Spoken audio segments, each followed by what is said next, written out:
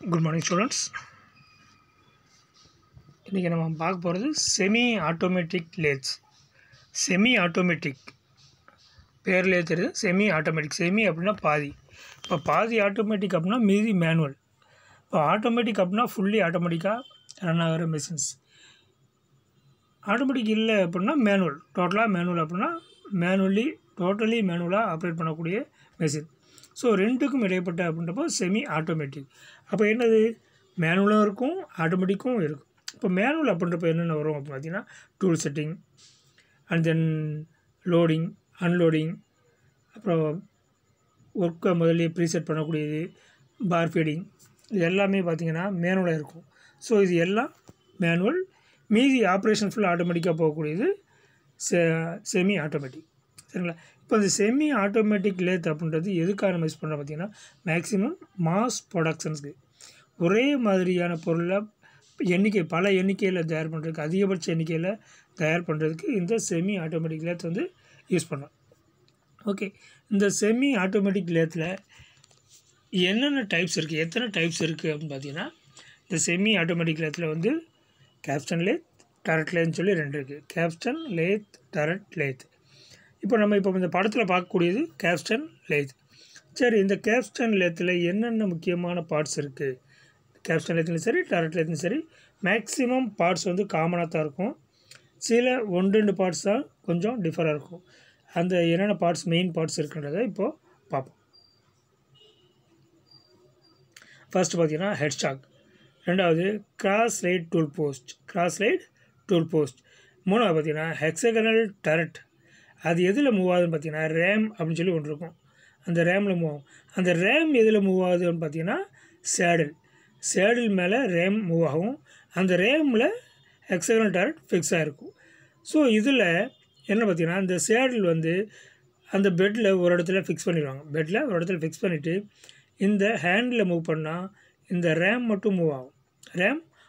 RAM மேலே உள்ள அந்த டரட் ஹெட்டு மூவ் ஆகி நமக்கு தேவையான ஆப்ரேஷனை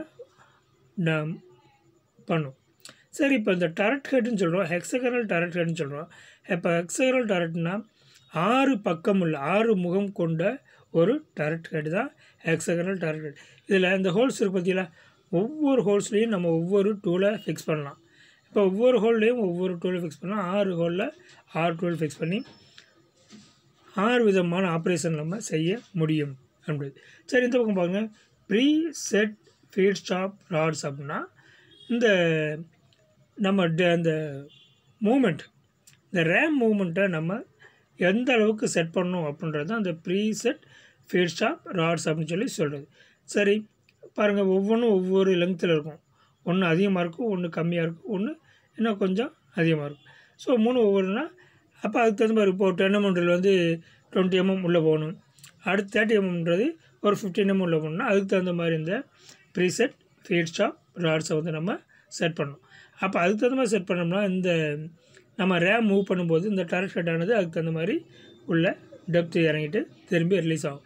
இப்போ திருப்பி நம்ம ரிலீஸ் பண்ணுறப்போ என்னன்னு பார்த்தீங்கன்னா, ஆட்டோமேட்டிக்காக இந்த டரட் ஹெட் வந்து அடுத்த பொசிஷனுக்கு ரொட்டேட் ஆகிடும். ஸோ இதுதான் இதில் உள்ள ஒரு பியூட்டி. இப்போ டரட் ஹெட் நம்ம இந்த இதை ரொட்டேட் பண்ணுறோன்னு வச்சுங்களேன், இந்த ஹேண்டில் பார்த்தீங்களா, ஹேண்டில் டெப்த்து கொடுத்துட்டு ஆப்ரேஷன் முடிச்சுட்டு திருப்பி நம்ம ரிலீஸ் பண்ணுறப்போ ஆட்டோமேட்டிக்காக இந்த டரட் ஹெட்டோட அடுத்த முகம் வந்து திரும்பி நிற்கும். அப்போ நம்ம டக்குன்னு அடுத்த ஆப்ரேஷனை பண்ணி முடிச்சிடலாம். ஸோ இப்படித்தான் ஒவ்வொரு ஆப்ரேஷனுக்கு உண்டான பீஸை இதில் ஒர்க்கை பண்ணி முடிப்போம். சரி, ஓகே, இது டரட் ஹெட். இப்போ இதில் பார்த்தீங்கன்னா கிராஸ் லைட் டூல் போஸ்ட் அப்படின்னு சொல்லி ஒன்று இருக்குது. இப்போ கிராஸ் லைட் டூல் போஸ்ட் ஒன்று இருக்குது. இதுக்கு ஆப்போசிட்லேயே இன்னொரு ரியர் டூல் போஸ்ட் ஒன்று இருக்கும். இதில் வந்து முன்னாலேயும் டூலை மாட்டலாம், பேக் சைட்லேயும் டூலை மாட்டலாம். ஸோ அந்த மாதிரி கிராஸ் லைட் டூல் போஸ்ட் இருக்கும். இதில் மூவ்மெண்ட் வந்து ஒரே மாதிரி ஃபிக்ஸ் பண்ணிட்டு கிராஸ் லைனில் மூவ் பண்ணிட்டு நம்ம முடிப்போம். சரி, ஓகே. இப்போ ஒர்க் ஹோல்டிங் டிவைஸாக இதில் என்னென்ன ஃபிக்ஸ் பண்ணுறோன்னு பார்த்தீங்கன்னா, காலட் அப்படின்னு சொல்லி ஒன்று ஃபிக்ஸ் பண்ணுவோம். இப்போ காலட் அப்படின்னா ஒரு 3 லீஃப் இருக்கும். 3 லீஃப் சுருங்கி விரிகிற மாதிரி 3 லீஃப் இருக்கும். அதை ஹெட் ஸ்டாக்கில் ஃபிக்ஸ் பண்ணியிருப்போம். அதில் நம்ம வந்து ஒர்க் பீஸை கிளாம்ப் பண்ணி ஆப்ரேட் பண்ணுவோம். சரி, அதில் என்ன டயமீட்டரில் ஒர்க் பீஸ் ஃபிக்ஸ் பண்ணலான்னு பார்த்தீங்கன்னா, ஒரு 25 mm அப் டு 25 mm வரைக்கும் இதில் கரெக்டாக நம்ம ஃபிக்ஸ் பண்ண முடியும். ஸோ அதுக்கு மேலே போச்சுன்னா நம்ம வந்து இதில் ஃபிக்ஸ் பண்ணுறது சிரமம். ஸோ இது கேப்ஸ்டன் லேத்தில் நம்ம பண்ணக்கூடிய. சரி, ஓகே. ஹெட் ஸ்டாக் ஒன்று இருக்குது. ஹெட் ஸ்டாக்கில் என்ன டைப் ஆஃப் ஹெட் ஸ்டாக் இருக்குது அப்படின்னு பார்த்தீங்கன்னா, இதில் 3 விதமான ஹெட் ஸ்டாக் நம்ம வச்சுக்கலாம்.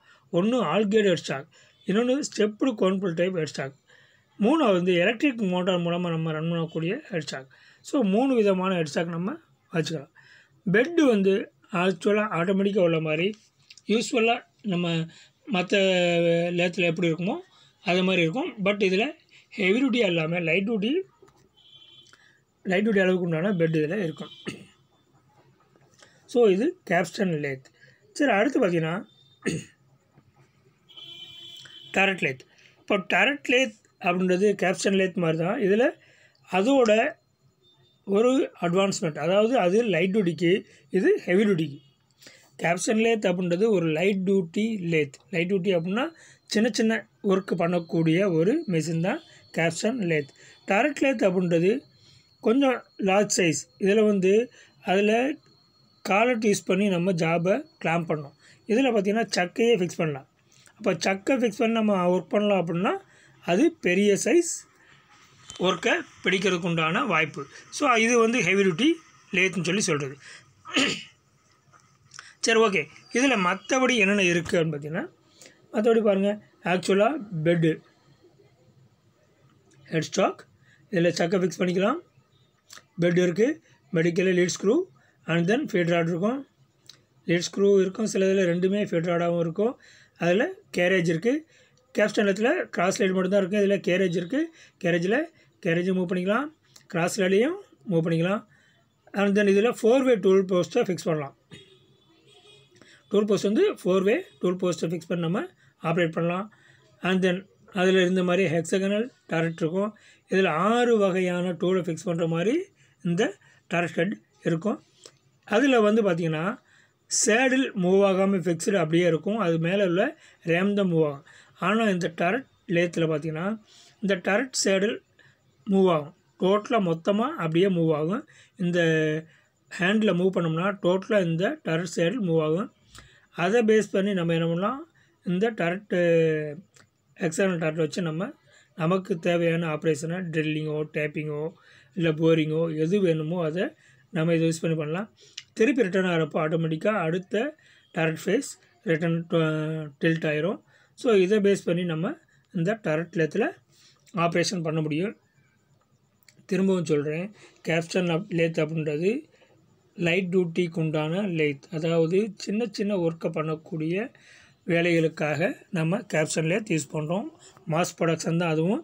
டரட் லேத்தும் மாஸ் ப்ரொடக்ஷன் தான். இதில் ஹெவி டியூட்டி ஒர்க் பண்ணுறதுக்கு உண்டான வாய்ப்புகள் நிறைய இருக்குது. இதில் சக் யூஸ் பண்ணி நம்ம ஒர்க்கை கிளாம்ப் பண்ணலாம். கேப்ஸ்டன் லேத்தில் ஒன்லி காலட் யூஸ் பண்ணி தான் நம்ம என்ன பண்ண முடியும், ஒர்க்கை கிளாம்ப் பண்ண முடியும்.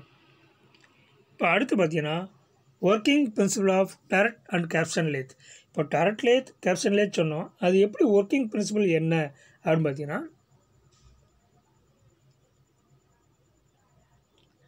பாருங்கள். சக்கோட ரொட்டேஷன் இருக்குது, எந்த டைரக்ஷனில் சுற்றுது அப்படின்னு சொல்லி போட்டிருக்கோம். ஹெட் ஸ்டாக், சக்கு, பெட், இது as usual bed. Cross slide, இது கிராஸ் லைட்டில் இதெல்லாம் நம்பர்ஸ் போட்டுருக்கு வந்து டூலோட நம்பர்ஸ். இது வந்து ஹெக்ஸகனல் டரட். இதில் எத்தனை டூல்ஸ் ஃபிக்ஸ் பண்ண பாருங்கள். 1, 2, 3, 4, 5, 6. இப்போ ஃபஸ்ட்டு டூல் முடிஞ்சோடனே, ஆப்ரேஷன் முடிஞ்சோடனே ரிலீஸ் ஆகிறப்போ செகண்ட் டூல் அப்படியே அடுத்த ஃபேஸ் இங்கே வந்துடும். அடுத்து அந்த ஆப்ரேஷன் முடிஞ்சோடனே தேர்ட் ஃபேஸ் வந்துடும். ஸோ இந்த மாதிரி 6 ஃபேஸும் அடுத்தது நம்ம ஒர்க் பண்ணலாம். இப்போது இங்கே பாருங்கள், 4-வே டூல் போஸ்ட் ஃபிக்ஸ் பண்ணுறோம். 7, 8, 9, 10. அப்போ இங்கே ஒரு 6, இங்கே ஒரு 4, 10 டூல் ஆகிப்போச்சு. இப்போ ஆப்போசிட்டில் பார்த்தீங்களா ஒரு ரியர் டூல் போஸ்ட் ஒன்று இருக்கும். இதுலேயும் நம்ம ஒரு டூலை ஃபிக்ஸ் பண்ணி ஆப்ரேஷன் பண்ண முடியும். ஒரே நேரத்தில் 3லேயுமே ஆப்ரேஷன் நடக்கிறதுக்குண்டான வாய்ப்பு. ஃப்ரண்ட் டூல் போஸ்ட்லேயும் பண்ணலாம், ரியர் டூல் போஸ்ட்லேயும் பண்ணலாம், டரட்லேயும் பண்ணலாம். ஸோ 3லேயுமே ஆப்ரேஷன் பண்ணுறதுக்குண்டான வாய்ப்புகள் நிறைய இருக்கும். ஸோ இதுதான் working principle of turret and capstan lathe. இப்போ டரட் லேத்தில் இதில் சக்கு இருக்கும், கேப்ஸ்டன் லேத்தில் காலட் இருக்கும். அது ஒன்று வித்தியாசம். இப்போது கேப்ஸ்டன் லேத்தில் இதில் 4 டூல் இருக்காது, சிங்கிள் டூல் தான் இருக்கும். இதில் 6 டூல் கண்டிப்பாக இருக்கும். ஸோ இதுதான் டரட் லேத்துக்கும் கேப்ஸ்டன் லேத்துக்குள்ள ஒரு சின்ன டிஃப்ரென்ஸ். சரி, இது working principle of turret and capstan லேத்துக்கு உண்டானது. இப்போ அடுத்து பார்த்திங்கன்னா ஜெனிவா இண்டெக்ஸிங் மெக்கானிசம் அப்படின்னு சொல்கிறோம். இப்போ இந்த ஜெனிவா இண்டெக்ஸிங் மெக்கானிசம் எதுக்கு யூஸ் ஆகுது அப்படின்னு பார்த்தீங்கன்னா, இந்த டரட் ஹெட் இருக்கு பார்த்தீங்களா, ஹெக்ஸகனல் டரட், அந்த ஹெக்ஸகனல் டரட்டை எப்படி நம்ம ரொட்டேட் பண்ணுவோம், எப்படி ரொட்டேட் பண்ணுறோம் அப்படின்றது தான் இந்த ஜெனிவா இண்டெக்ஸிங் மெக்கானிசம் யூஸ் ஆகுது. இதில் பாருங்கள் என்னென்ன இருக்குது அப்படின்றது இதில் தெரியும். உள்ள ஒரு ரேச்சட் இருக்குது, ரேச்சட்டுக்கு அடுத்து உள்ள வெர்டிக்கல் ஸ்பிண்டில், நடுவில் ரவுண்டு இருக்குது பார்த்தீங்களா, சின்ன ரவுண்டாக இருக்கலாம், அந்த ரவுண்டு வந்து வெர்டிக்கல் ஸ்பிண்டில், அந்த ஸ்பிண்டில் தான் ரேச்சட் உள்ளே வச்சுருப்போம். அதுக்கு மேலே பார்த்திங்கன்னா அந்த ரேச்சட்டுக்கு உள்ள ஒரு பெவல் கியர், ஒரு பெவல் கியர் ஃபிக்ஸ் பண்ணியிருப்போம். அந்த பெவல் கியர் மேலே ஒரு சாஃப்ட் பினியனோட, பெவல் பினியனோட சேர்ந்த ஒரு சாஃப்ட் இருக்கும். அந்த சாஃப்ட் ஃபுல் லெங்க்த்தாக இருக்கும், நம்ம கட் பண்ணி காமிச்சிருக்காங்க. அந்த சாஃப்ட் வந்து அட்ஜஸ்டபிள் ஸ்டாப் ராட் அது இருக்குது பார்த்தீங்களா, அது ஃபிக்ஸ் பண்ண அந்த பாரோட இது கனெக்டாக இருக்கும், அந்த சாஃப்டானது அதோட ஜாயிண்டாக இருக்கும். அடுத்து பாருங்கள் ஆக்சுவேட்டிங் கேம் இருக்குது. அதுக்கடுத்து இண்டெக்ஸிங் பால் இருக்குது, இண்டெக்ஸிங் பால், அது டரட் ஹெட், டோட்டலாக டரட் ஹெட்டு. மேலே பாருங்கள் ப்ரொஜெக்டிங் பின், அதுக்கடுத்து ப்ளஞ்சர், இண்டெக்ஸிங் பிளேட், இதுதான் இண்டெக்ஸிங் பிளேட். இந்த இண்டெக்ஸிங் பிளேட்டில் தான் இந்த ப்ரொஜெக்டிங் பின் வந்து ப்ளஞ்சர், இந்த ப்ளஞ்சரோடு சேர்ந்த ப்ரொஜெக்டிங் பின் இருக்குது பார்த்தீங்கன்னா, இந்த ப்ளஞ்சர் இந்த இண்டெக்ஸ் பிளேட்டில் ஆப்ரேட் ஆகும். ஸோ இது இந்த இண்டெக்ஸ் பிளேட் என்ன பண்ணுன்னா கிளாம்ப் பண்ணி பிடிச்சிக்கும். அது எப்படி இந்த ஜெனிவா இண்டெக்ஸிங் மெக்கானிசம் ஒர்க் ஆகுது அப்படின்றத இப்போது நம்ம பார்ப்போம்.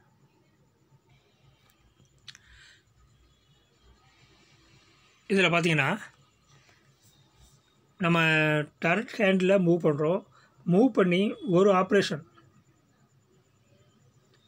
இந்த ஃபேஸ் உள்ள ஆப்ரேஷன் முடிஞ்ச உடனே ரிலீஸ் ஆகிறப்போ அது ஜஸ்ட் அப்படியே ரொட்டேட் ஆகும், இந்த சைடில் ரொட்டேட் ஆகும். அப்போ என்ன பார்த்தீங்கன்னா இந்த ப்ளஞ்சரானது அப்படியே ரிலீஸ் ஆகும், இந்த ப்ளஞ்சரானது அப்படியே மேலே ரிலீஸ் ஆகும். மேலே ரிலீஸ் ஆகிறப்போ இந்த கீழே உள்ள இண்டெக்ஸிங் பால் வந்து இதை தள்ளிவிடும், டரட் ஹெட்டை தள்ளி விடவுடனே அது மேலே ரிலீஸ் ஆகி மேலே போகும். மேலே போகிறப்ப என்ன ஆகும்னா இந்த இண்டெக்ஸிங் ஹெட் அப்படியே திரும்பும், அப்படியே திரும்பி அடுத்த ஃபேஸ், இந்த ஃபேஸ் ஆனது இங்கே வந்தவுடனே என்னான்னு பார்த்தீங்கன்னா இந்த இண்டெக்ஸிங் பால் இந்த ஹோலில் அப்படியே இறங்கி உட்கார்ந்த உடனே இந்த ஆக்சுவேட்டிங் கேமானது என்ன பண்ணும், கிரிப்பாக பிடிச்சிக்கும். ஆக்சுவேட்டிங் கேம் கிரிப்பாக இதை பிடிச்ச உடனே கரெக்டாக அந்த ஃபேஸ் ஆக்ட் ஆகிடும். அப்போ அந்த ஃபேஸ் எவ்வளவு டிஸ்டன்ஸ் நம்ம செட் பண்ணியிருக்கோம், அட்ஜஸ்டபிள் ஸ்டாப் ராட் வச்சு எவ்வளவு டிஸ்டன்ஸ் செட் பண்ணியிருப்போம், இது செட் பண்ணியிருக்கோமா இல்லை இந்த லெங்க்த்துக்கு செட் பண்ணியிருக்கோமோ, எந்த லெங்க்த்தோ அந்த லெங்க்த்துக்கு இங்கே ஆப்ரேஷன் நடந்து திரும்பி நம்ம அது ரொட்டேட் பண்ணி திருப்பி கொண்டு வரப்போ என்னாங்கன்னா அடுத்த ரொட்டேஷன் திரும்பப்போ சேம் ப்ரொசீஜர், ப்ரொஜெக்டிங் பின் ரிலீஸ் ஆகி இந்த ப்ளஞ்சரானது மேலே அப்படியே ரைஸ் ஆகி அடுத்த ஃபேஸ், அடுத்த இந்த ஸ்லாட் வந்தோடனே டக்குன்னு இறங்கி உட்காரும், ப்ரொஜெக்டிங் பின் அப்படி உட்காரும், இந்த ஆக்சுவேட்டிங் கேமும் அப்படியே கனெக்ட் ஆகி பிடிச்சிக்கும்.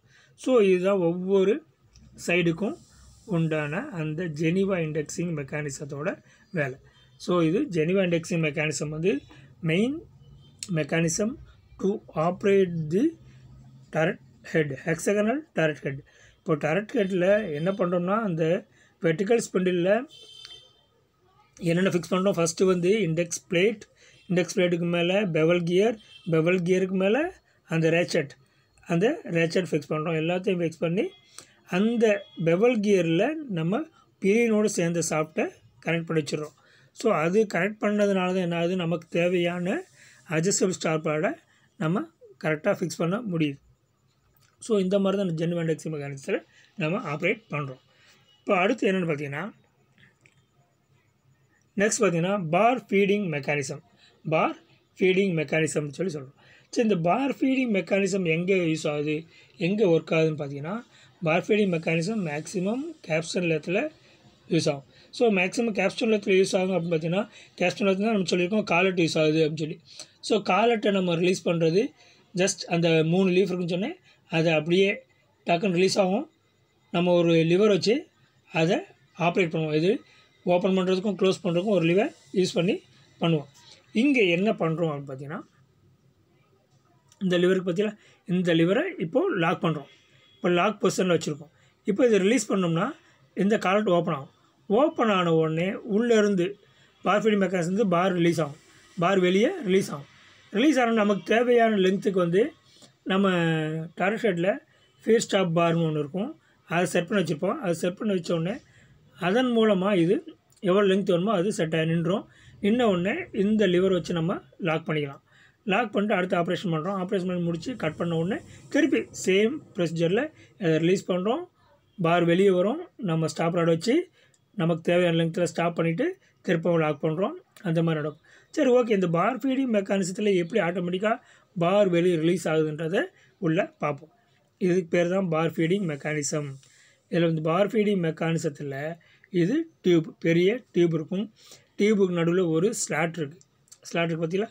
அந்த ஸ்லாட்டில் ஒரு புஷர் இருக்கும். அந்த புஷர் இந்த ஸ்லாட்டானது இந்த சைட்லேயும் இருக்கும், ஆப்போசிட் சைட்லேயும் இருக்கும். இந்த புஷர் வந்து இங்கேயும் அங்கேயும் கிளாம்ப் ஆகிருக்கும். இப்போது நடுவில் ராடு உள்ளே இருக்கும். இந்த புஷர் தள்ளுறப்போ அந்த ராடு உள்ளே போகும். இந்த புஷர் எப்படி தள்ளுது அப்படின்னு பார்த்தீங்கன்னா, இந்த புஷரோடு சேர்ந்து ஒரு வயர் ரோப் இருக்கும். ஒரு வயர் ரோப் பார்த்தீங்களா? இந்த வயர் ரோப்போட எண்டில் ஒரு வெயிட் இருக்கும். நல்லா பாருங்க, வெயிட் இருக்குது. இந்த வெயிட்டு எப்படி எங்கே போய் ஜாயிண்ட் ஆகுதுன்னு பாருங்கள். அப்படியே போய் 2 கப்பல் இருக்குது. அந்த கப்பலில் போயிட்டு கப்ளர் இருக்குது பார்த்தீங்களா? இந்த 2 கப்பல் இருக்குது. இந்த 2 கப்பலில் ஜாயிண்ட் ஆகி போய் இந்த புஷரில் ஜாயிண்ட் ஆகுது. ஸோ அந்த வெயிட் இழுக்கிறப்போ இந்த ராடை காட்டிலும் கொஞ்சம் வெயிட் அதிகமாக இருக்கணும். வெயிட் இழுக்கிறப்போ என்னாகும்? தள்ளி விடும். இப்போது இது லாக் ஆயிருந்துச்சு அப்படின்னா மூவ் ஆகாது. லாக் ஆகாமல் இருக்கிற பட்சத்தில் என்னாகும்? ஓப்பன் ஆகிறப்போ இந்த வெயிட் இழுத்த உடனே இதாகணும். இது புஷர் வந்து தள்ளி விடும். ராடை தள்ளி விடும். ராடை தள்ளி விட்டோடனே இது வெளியே வந்து நமக்கு தேவையான லென்த்தில் வந்து உட்காரும். ஸோ இப்படி உட்காந்து தான் நமக்கு தேவையான லென்த் கிடைக்கும். இது பார் ஃபீடிங் மெக்கானிசம். என்னென்ன இருக்குன்றதை திருப்பி சொல்லிடுறேன். இது பார் ஸ்டாக். நம்ம உள்ளே இருக்கிற அந்த பார் எவ்வளவு லென்த் வேணுமோ அதை இருக்கிற மாதிரி. இது காலட்டை ஓப்பன் பண்ணக்கூடிய க்ளோஸ் பண்ணக்கூடிய லிவர். இது head stock. Wire rope. Wire ரோப்புன்றது நம்ம எதுக்குன்றது சொன்னேன். இந்த புஷர்லேருந்து கனெக்ட் பண்ணி நம்ம வெயிட்டை ஜாயின் பண்ணுறதுக்காக வயர் ரோப் வச்சுருக்கோம். அடுத்து டியூப். டியூப் எதுக்குன்னா நம்ம ஒர்க் பீஸ் ஃபுல் லென்த் ராடை உள்ளே இன்சர்ட் பண்ணுறதுக்காக. இப்போ அந்த டியூப்லேயே 2 ஸ்லாட் ஃபிக்ஸ் பண்ணியிருக்காங்க. இந்த சைட்லேயும் சரி அந்த சைட்லேயும் சரி ஸ்லாட் போட்டிருப்பாங்க. அந்த ஸ்லாட்டில் இந்த புஷரானது மூவ் ஆகிற மாதிரி செட் பண்ணி அது கூட தான் வயர் ரோப்பை செட் பண்ணியிருக்கோம். நம்ம வெயிட் இழுக்கிறப்போ என்னாகும்? இந்த ராடு உள்ளே போகும். அப்போ இந்த லிவரை லூஸ் பண்ணுறப்போ தான் இது எல்லாமே நடக்கும். ஸோ இதுதான் பார் ஃபீடிங் மெக்கானிசம் சொல்லி சொல்கிறது. ஓகே ஸ்டூடெண்ட்ஸ், மீதி வந்து அடுத்த கிளாஸில் பார்ப்போம். See you.